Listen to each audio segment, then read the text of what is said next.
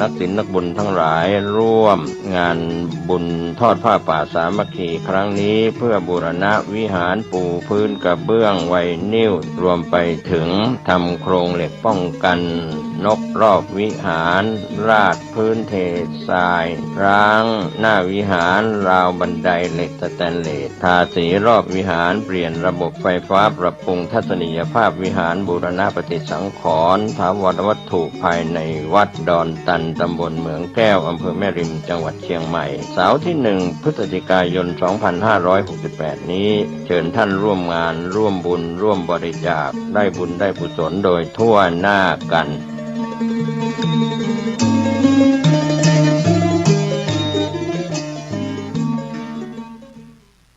กฐินทานคือสังฆทานบุญทานยิ่งใหญ่ขอเชิญร่วมทำบุญทอดกฐินสามัคคีถวายวัดทุ่งป่าเก็บตำบลหนองหานอำเภอสันทรายจังหวัดเชียงใหม่ในวันพุธที่ 5 เดือนพฤศจิกายนพุทธศักราช 2568 นี้สามารถทำบุญผ่านธนาคารกรุงไทยชื่อวัดทุ่งป่าเก็บเลขบัญชี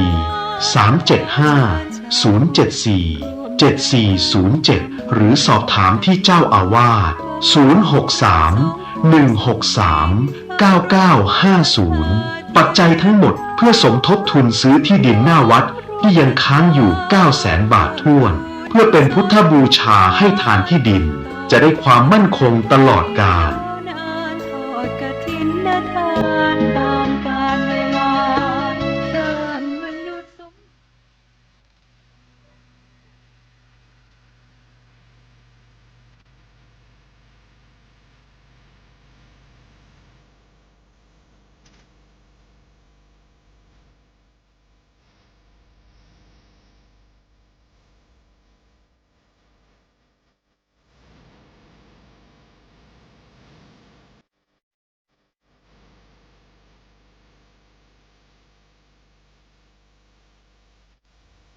งานท่านกำลังรับฟังสถานีวิทยุสาธารณะจังหวัดเชียงใหม่คลื่นพัฒนาคุณภาพชีวิต FM 92.25 เมกะเฮิรตซ์บริหารและจัดการโดยวัดป่าแดงมหาวิหารส่งกระจายเสียงจากเลขที่ 71 หมู่ที่ 14 บ้านใหม่หลังมอตำบลสุเทพอำเภอเมืองจังหวัดเชียงใหม่รหัสไปรษณีย์ 50200 หมายเลขโทรศัพท์ 081881881569 052000636-7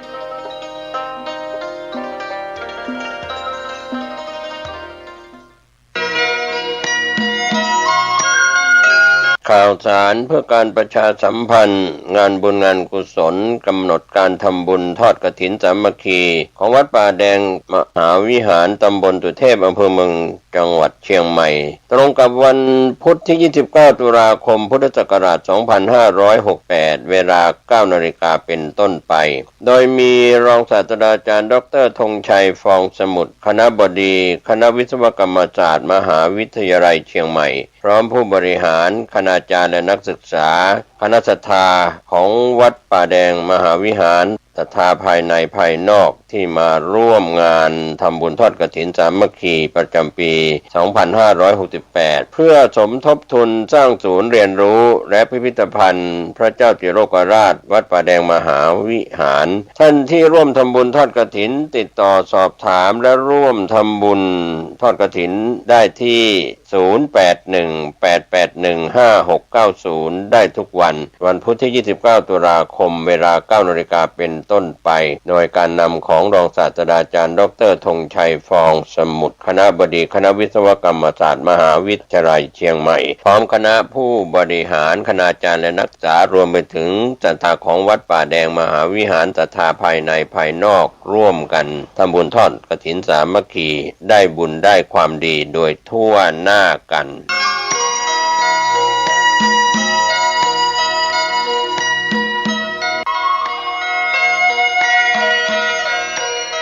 ข ข่าวสารเพื่อการประชาสัมพันธ์กำหนดการพิธีทำบุญทอดกฐินมหาวิทยาลัยเชียงใหม่ประจำปีพุทธศักราช 2568 ตรงกับวันเสาร์ที่ 25 ตุลาคมทอดถวายกับพระที่จำพรรษาท่วนไตรมาส ณ วัดฝายหินตำบลสุเทพอำเภอเมืองเชียงใหม่จังหวัดเชียงใหม่ 9 นาฬิกาณ ควงวัฒนธรรมมหาวิทยาลัยเชียงใหม่ตั้งขบวนแห่องค์กฐินและบริวารขบวนแห่องค์กฐินและบริวารจากทุกคณะสถาบันสำนักและส่วนงานต่างๆพร้อมกันชมการแสดงของชมรมพื้นบ้านล้านนาสโมสรนักศึกษามหาวิทยาลัยเชียงใหม่ 9 นาฬิกา 39 นาทีเดินทางถึงวัดฝายหินเคลื่อนขบวนแห่องค์กฐินและบริวารเข้าสู่วัดฝายหินอธิการบดีและผู้แทนผู้บริหารถวายผ้าห่มพระพุทธปฏิมาประธาน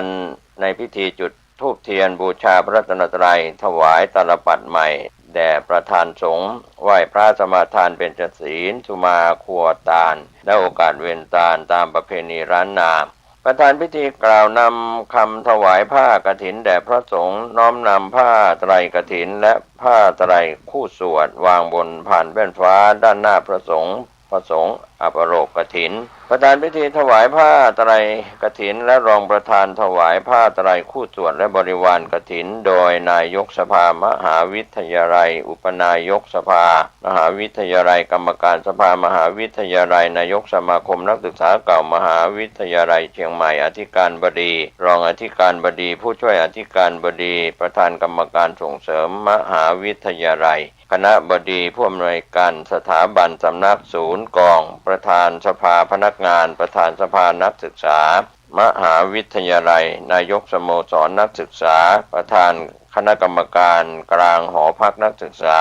มหาวิทยาลัยเชียงใหม่ตามลำดับต่อจากนั้นถวายเครื่องบริวารกฐินและภัตตาหารพระสงฆ์อนุโมทนากรวดน้ำรับพรลาพระสงฆ์ประกาศผลรางวัลการประกวดขบวนกฐิน 10 นาฬิกา 30 นาทีเป็นเสร็จพิธีก็เชิญชวนร่วมทำบุญทอดกฐินของมหาวิทยาลัยเชียงใหม่ประจำปีพุทธศักราช 2568 ตรงกับวันเสาร์ที่ 25 ตุลาคมทอดถวายณวัดฝายหินตำบลสุเทพอำเภอเมืองเชียงใหม่จังหวัดเชียงใหม่ช่วงเช้า 9 นาฬิกาเป็นต้นไปจนเสร็จพิธีขอหน่วยงานทั้งหลายศรัทธาภายในภายนอกของมหาวิทยาลัยร่วมบุญอานิสงส์กับพระสงฆ์ที่จำพรรษาท่วนไตรมาสณวัดฝายหินเสาร์ที่ 25 ตุลาคม 2568 ได้บุญได้ความดีบริจาคบุญอานิสงส์กฐินอันยิ่งใหญ่สาธุอนุโมทนาทุกรูปทุกนามที่ได้ร่วมบุญโดยพร้อมเพรียงกัน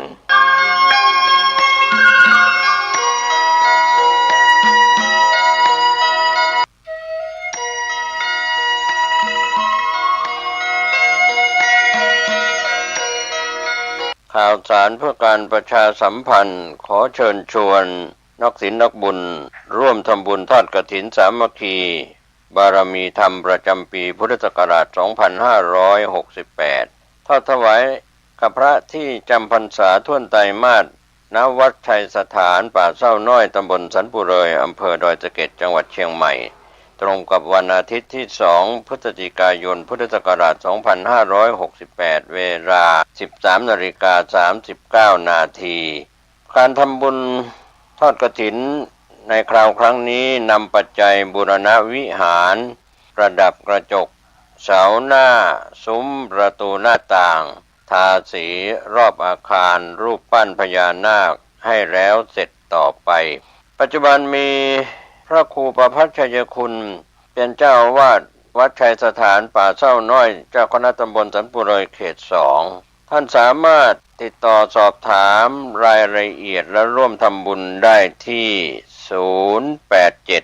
087-657-2276 087-657-2276 ก็เป็นการสอบถามข้อมูลรายละเอียดและร่วมเป็นเจ้าภาพทำบุญทอดกฐินในคราวครั้งนี้ตรงกับวันที่ 2 พฤศจิกายน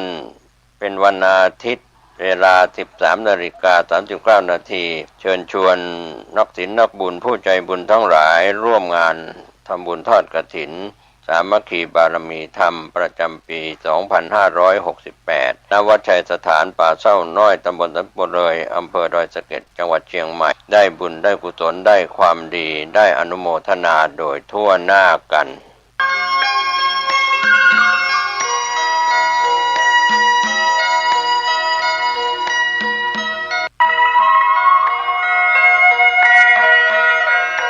ขอเชิญพี่น้องชาวพุทธร่วมเป็นเจ้าภาพสร้างห้องสุขาห้องอาบน้ำเพื่ออำนวยความสะดวกแก่คณะศรัทธาสาธุชนที่จะเข้าปฏิบัติธรรมกรรมฐานณวัดบ้านเราพระเจ้าตาเขียวพื้นที่126ตารางเมตรจำนวน23ห้องประกอบด้วยห้องน้ำหญิง8ห้องห้องอาบน้ำ4ห้องห้องสำหรับผู้พิการ1ห้องห้องน้ำชายแบ่งเป็นห้องสุขา5ห้องโถปัสสาวะ3โถห้องอาบน้ำ4ห้องและห้องสำหรับผู้พิการอีก1ห้องท่านผู้ใจบุญใจกุศลร่วมสร้างห้องน้ำห้องขาตารางเมตรละ 10,000 บาทหรือตามกำลังเจตนาศรัทธาติดต่อร่วมทำบุญได้ที่ธนาคารกรุงไทยสาขาป่าซางเลขที่บัญชี79800274865ชื่อบัญชีวัดบ้านเราหรือสอบถามรายละเอียดเพิ่มเติมได้ที่พระครูภาวนาโสภิตผู้ช่วยศาสตราจารย์ด็อกเตอร์เจ้าวาดวัดบ้านเราพระเจ้าตาเขียวตำบลบ้านเรือนอำเภอป่าซางจังหวัดลำพูนโทรศัพท์0969525159ได้ทุกวันขออนุโมทนากับเจ้าภาพทางใกล้ทางไกลและที่ร่วมทำบุญทั้งภาคปกติและออนไลน์ได้บุญได้กุศลได้ร่วมอนุโมทนาโดยทั่วหน้ากัน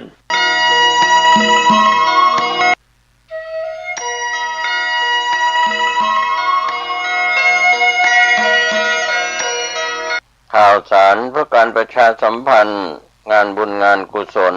พิธีทำบุญทอดกฐินพระราชทานวัดท่าตอนพระอารามหลวงตำบลท่าตอนอำเภอแม่อายจังหวัดเชียงใหม่ตรงกับวันที่2พฤศจิกายนพุทธศักราช2568ช่วงเช้า 9 นาฬิกาเป็นต้นไปโดยมีพระเดชพระคุณพระเทพมังคลาจารย์เจ้าคณะจังหวัดเชียงใหม่เป็นประธานฝ่ายสงฆ์ขอเชิญชวนศรัทธานักศีลนักบุญทั้งหลายได้ร่วม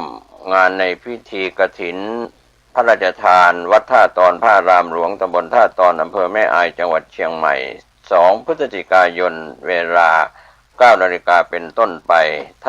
ท่านที่จะสอบถามและร่วมทำบุญติดต่อได้ที่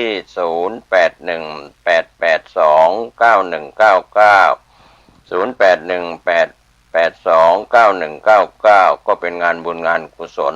พิธีทอดกฐินพระราชทานของวัดท่าตอนพระอารามหลวง2พฤศจิกายนช่วงเช้า 9 นาฬิกาเป็นต้นไปเชิญท่านร่วมบุญร่วมงานกฐินพระราชทานของวัดท่าตอนได้บุญได้ความดีโดยทั่วหน้ากัน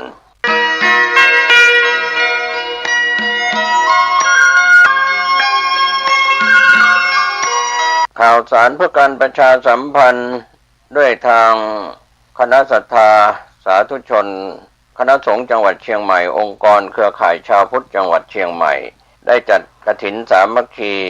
ทอดถวายกับพระภิกษุที่จำพรรษาณพุทธมณฑลเชียงใหม่อำเภอดอยรอจังหวัดเชียงใหม่ตรงกับวันที่3พฤศจิกายนพุทธศักราช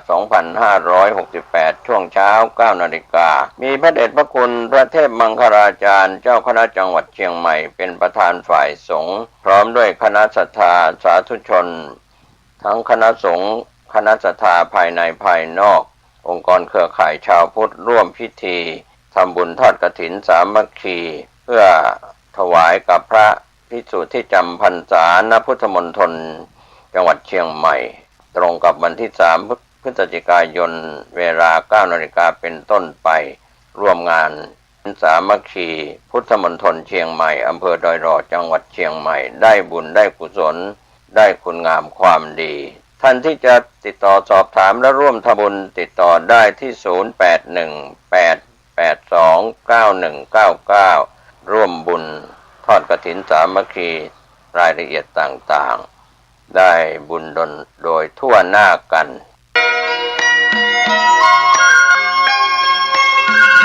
ข่าวสารเพื่อการประชาสัมพันธ์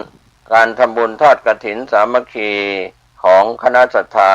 สามัคคีทอดถวายณวัดพระเจ้าเมงรายตำบลพระสิงห์อำเภอเมืองเชียงใหม่จังหวัดเชียงใหม่ตรงกับวันที่ 25 ตุลาคม 2568 เวลา 9 นาฬิกาเป็นต้นไปมีพระเดชพระคุณพระเทพมังคลาจารย์เจ้าคณะจังหวัดเชียงใหม่เป็นประธานฝ่ายสงฆ์พร้อมด้วยคณะกรรมการกฐินร่วม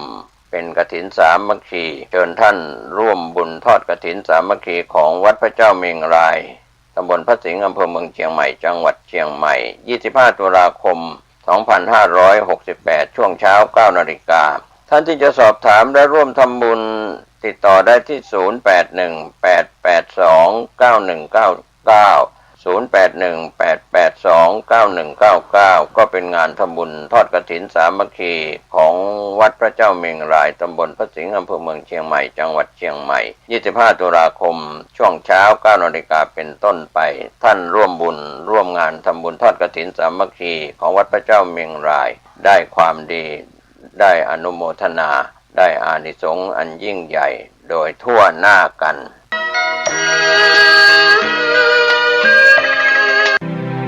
พิธีเทว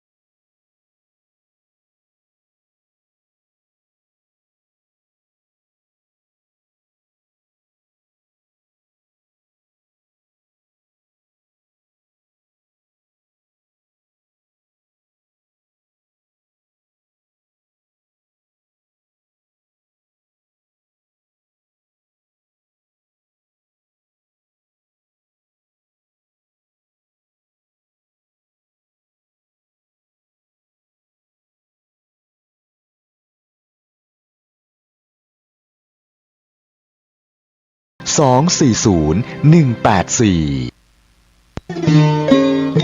ข่าวสารเพื่อการประชาสัมพันธ์ขอเชิญชวนผู้ใจบุญใจกุศล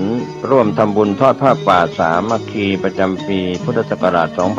2568 เพื่อบูรณะวิหารปูพื้นกระเบื้องไวนิลตารางเมตรละ 699 บาทจำนวน 150 ตารางเมตรทำโครงเหล็กป้องกันนกรอบวิหารราดพื้นเททรายล้างหน้าวิหารราวบันไดเหล็กสแตนเลสทาสี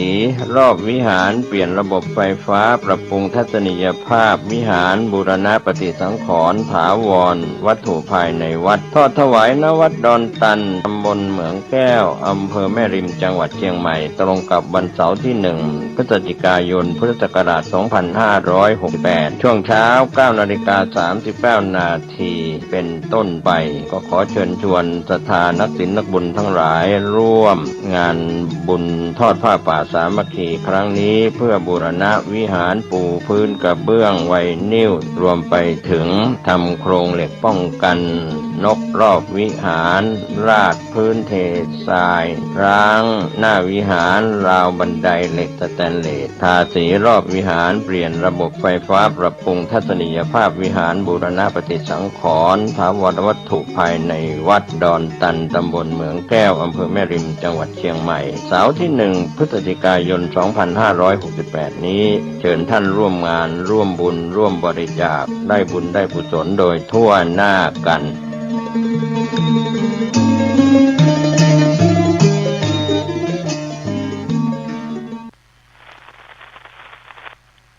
รายการปกิณกะแห่งธรรมะ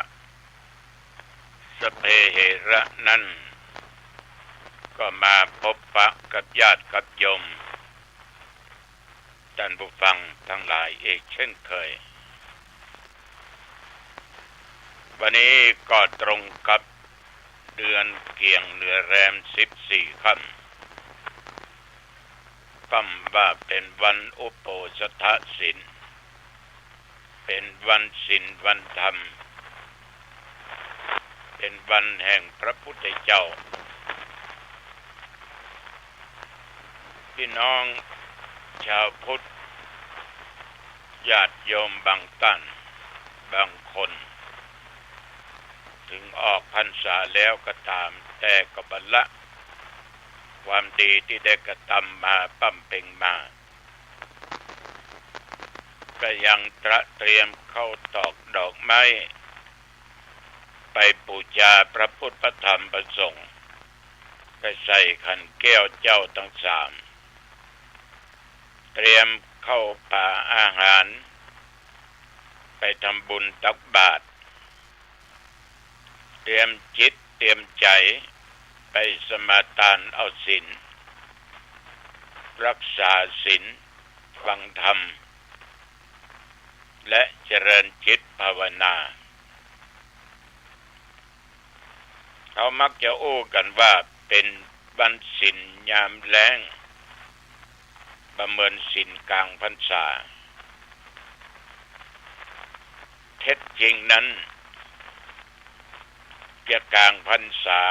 หรือยามแล้งหรือออกพรรษาแล้วก็เป็นวันศีลวันธรรมเสมอกันบ่มีการที่จะในพรรษานั้นศีลจะต้องอย่างนั้นออกพรรษาศีลจะต้องอย่างนี้มีเสมอกันมาโดยดีตลอดฉะนั้นในวันนี้ต้องขออนุโมทนาต่อญาติต่อโยมที่จะไปวัดไปว่ามันแม่จันหอมปะตึงดวานี่ท่านเมื่อเจ้าข้าเจ้าจะไปวัดอยู่เนื้อหลวงป่อก็ต้องโทรมาเตือนเพราะมีเรื่องที่จะแจ้งรับทราบแสดงว่าจิตใจจดจ่อ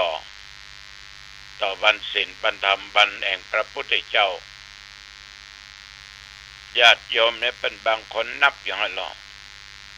แฮมตะอันค่ำแฮมตะอีค่ำขึ้นออกก็อันค่ำตะไกวันศีลมาจะเตรียมดอกไม้ธูปเทียนเตรียมเข้าป่าอาหารละแจ้งแล้วก็ไปวัดก็บางวัดจะบ่มีหลายวัดเหมือนกันที่ออกพรรษาแล้วบ่มีญาติโยมไปวัดออกพรรษาลาพระเจ้า ลาวัดลาวาลาตุลาเน้นเนาะอันนี้ก็มันเป็นธรรมาธิปไตยนะภาษาเขาก็ว่าประชาธิปไตยตามใจเตอะตามใจลายเพราะมันอยู่ที่จิตใจของแต่ละท่านแต่ละคน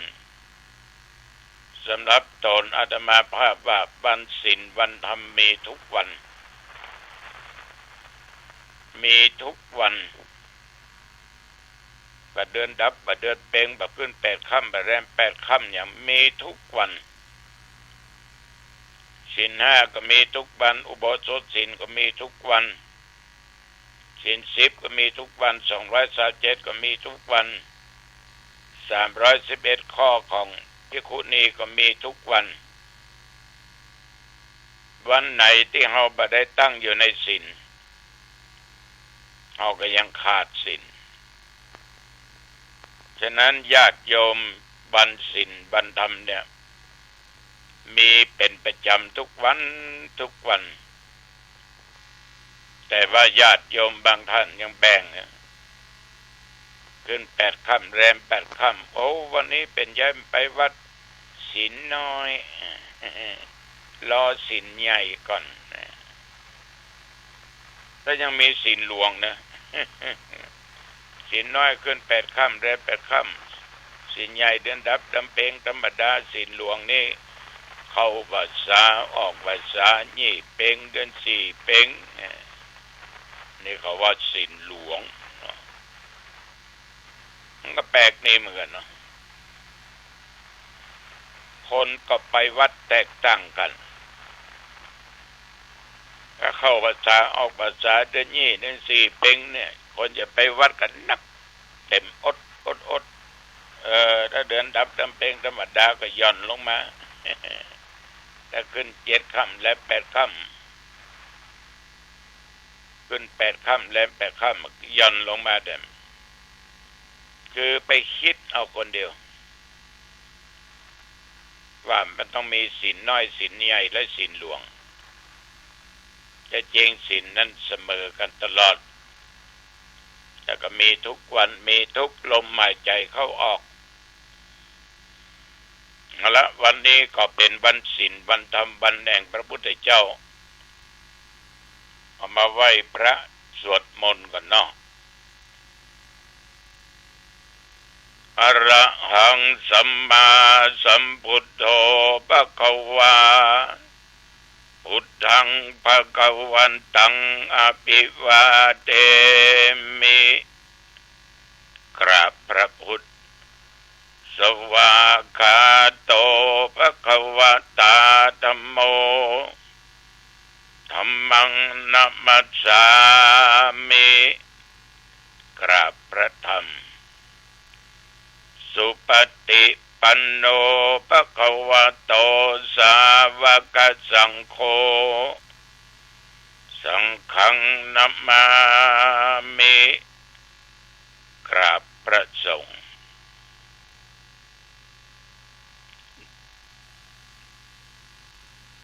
นะโมตัสสะภะคะวะโตอะระหะโตสัมมาสัมพุทธัสสะนะโมตัสสะภะคะวะโตอะระหะโตสัมมาสัมพุทธัสสะ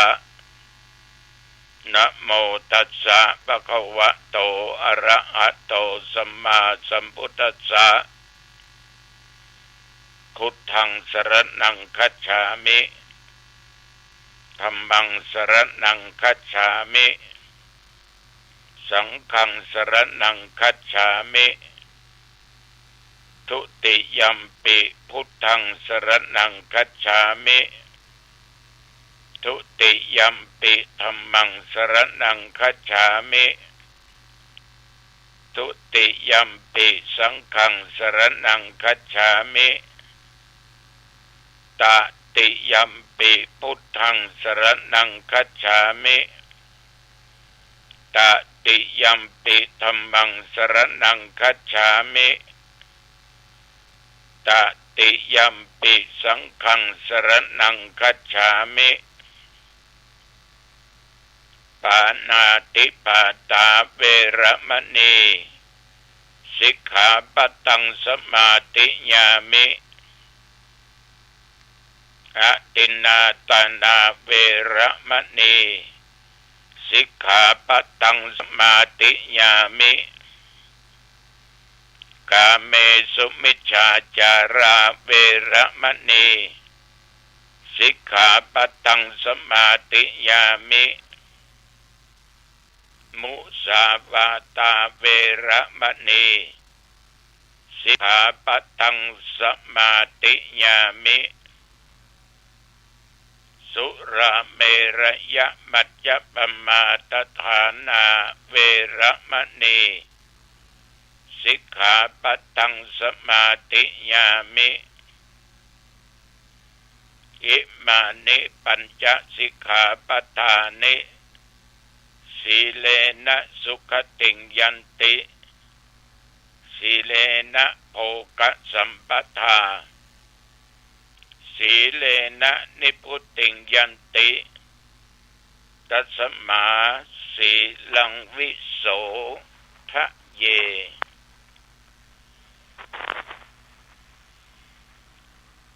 อิติปิโสปังคะวะอะระหังสัมมาสัมพุทโธวิชชาจารณะสัมปันโนสุขโตโลกวิทูอนุตตรปุริสธรรมสารถิสัทธาเทวมนุษย์สนังพุทโธภควาติยันตุนิมิตังอวมังคลัญจาโยจามนาโพสกุณัสสะโทปะปะคังโอโตสุปินังอคันตัง พุทธานุภาเวนะวินาสเมนตุสวากาโตภะคะวะตาธัมโมสันติติโกอากาลิโกเอหิปัสสิโกโอปัญญญิโกปัจจัตตังเวทิตาโพวินยูอิติยันตุนิมิตตังอวะมังคลัญจาโยจามนาโพสกุณัสสะสัทโธปะปะกะโอโตสุปินังอะกันตังธัมมานุภาเวนะวินาสเมนตุสุปฏิปันโนภะคะวะโตสาวกสังโฆอุชุปฏิปันโนภะคะวะโตสาวกสังโฆยายาปฏิปันโนภะคะวะโตสาวกสังโฆสามิจิปฏิปันโนภะคะวะโตสาวกสังโฆยะติตังจัตตาริปุริสยุคานิอัตตปุริสปุคัลลาเอสะภะคะวะโตสาวกสังโฆอาหุนยโยปะหุนยโยทักขินยโยอัญชลิกรณิโยอนุตตรังปุญญเกตังโลกัสสาติยันตุนิมิตตังอวะมังคลัญจาโยจามนาโพสกุณัสสะสัทโธปะปะกะโอโตโสปินังอะกันตังสังฆานุภาเวนะวินาสเมนตุยะโตอังภะเกเนอริยยะชาติยะชาโตนาเปชานามิสัญจิจปันดังชีวิตาบโรเปตาเตนะสัจเจนะโสติเตโอตุโสติกัปปัสสะโพชังโคสติสังกัตโตธัมมานังวิจโยตถาวิริยัมปิติปัสสติโพชังคาจัตตถาปะเรสมาธุเปกะโพชังคาสัตเตเตสัพพทักษินามุนินาสัมมาตคตาภเวตาภอุริกตาสังวัตตันติอภิญญายานิพพานายะจะโพธิยาเอเตนะสัจจวัชเชนะโสติเตโอตุสัพพทาเอกัสสมิงสัมมะเยนะโตโมกัลลานัญจกัสสปัง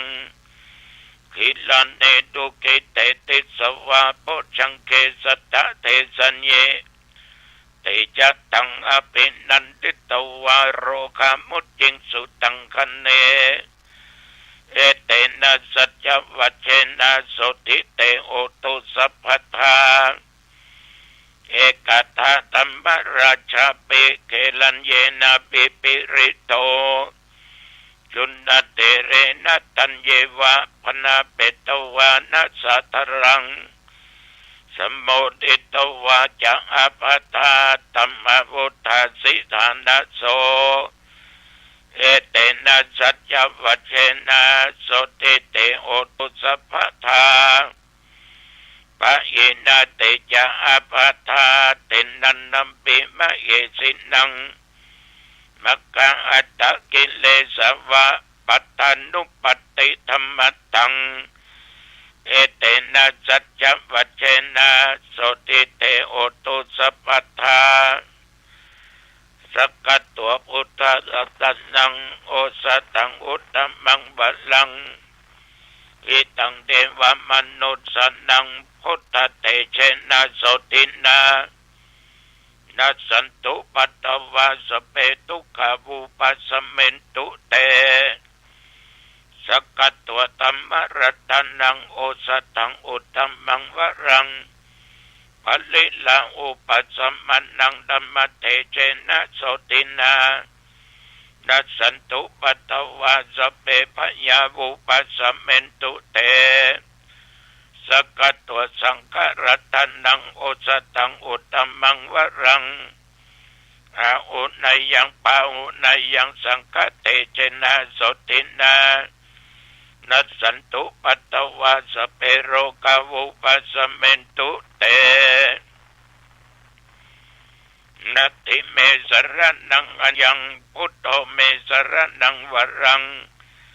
เอเตนะสัจจวัชเชนะโหตุเตชยมังคลัง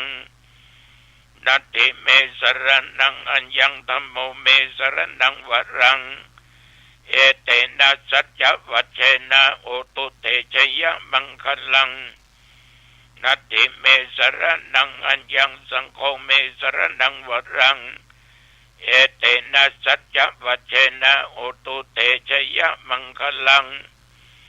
ภวัตุสัพพะมังคลังรักขันตุสัพพเทวตาสัพพพุทธานุภาเวนะสัทธาโสติภวันตุเตภวตุสัพพะมังคลังรักขันตุสัพพเทวตาสัพพธัมมานุภาเวนะสัทธาโสติภวันตุเตภวตุสัพพะมังคลังรักขันตุสัพพเทวตาสัพพสังฆานุภาเวนะสัทธาโสติภวันตุเต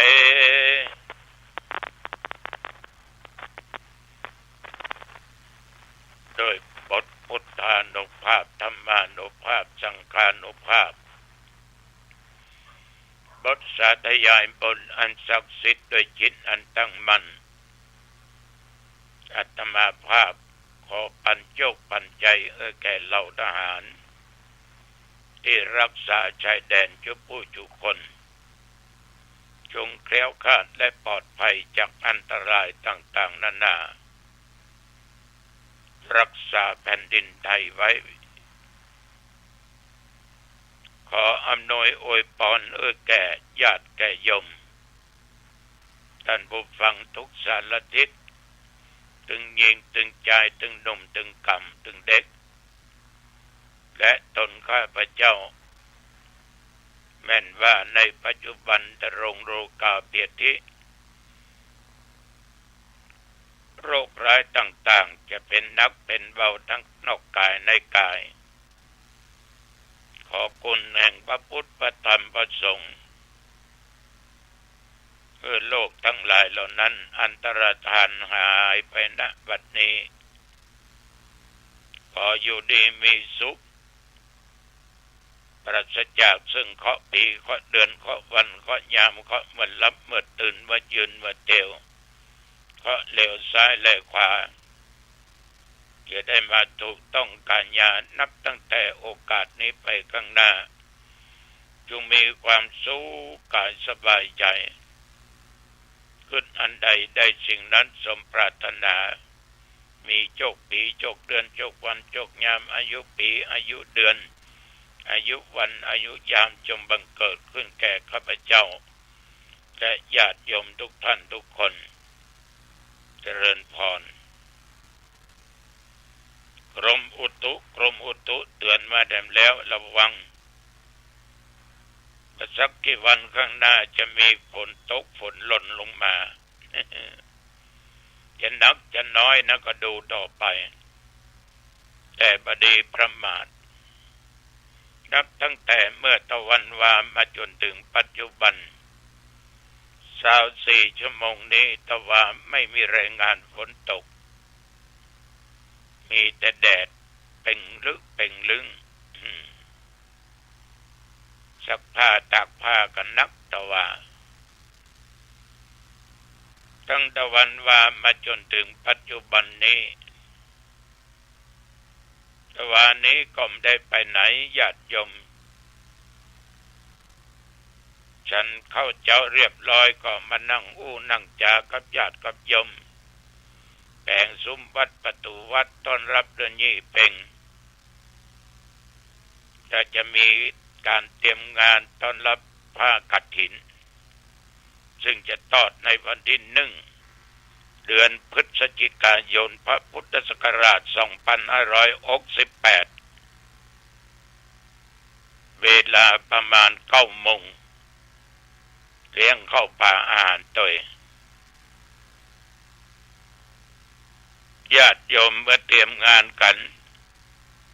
กลับมาอยู่ที่พักที่ห้องก็มีหน่วยงานมาสัมภาษณ์เกี่ยวกับเปิ้นจะทำปริญญานิพนธ์ในเรื่องการครองใจคนก็ให้โอวาทะไปให้ข้อคิดไปฉันเป็นแล้วก็อยู่วัดตราบเท่าทุกปัจจุบันประเดี๋ยวนี้เรียกว่าโชคดี24 ชั่วโมงยังมีอายุมีลมหายใจอยู่